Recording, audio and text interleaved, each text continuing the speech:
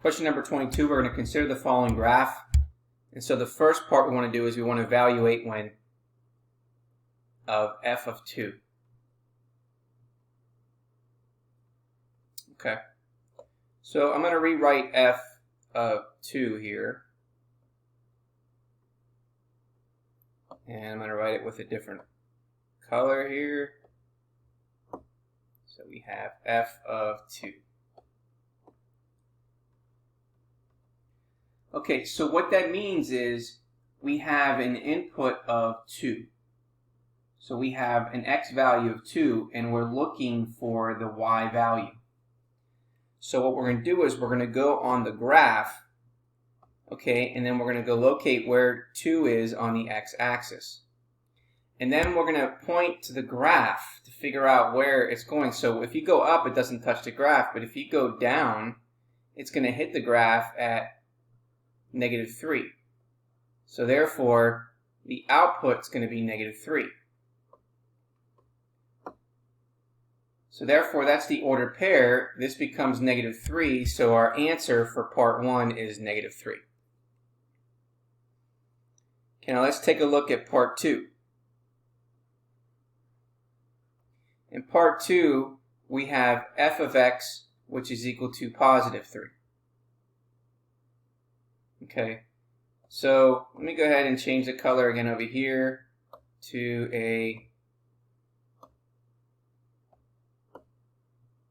3 here. So what does that tell us?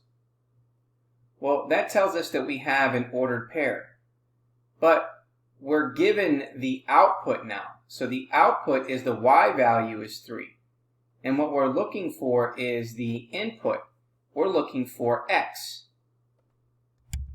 So what we're going to do now is on the graph, instead of starting on the x-axis, we're going to start at the value of 3 on the y-axis. So on the y-axis, it's going to hit 2 different points. It's going to hit this point here, and it's going to hit this point here. Well, this point represents an x value of -3 with an output of 3.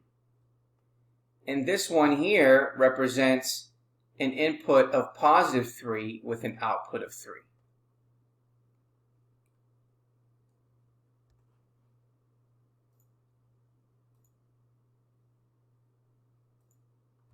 So what does that tell us? Well, that tells us here we want to enter our answers in a comma and a separated list because we're looking for the values of x. Well, we have 2 of them. We have -3 and we have +3. So we have -3 and +3 as our inputs for when the output is 3.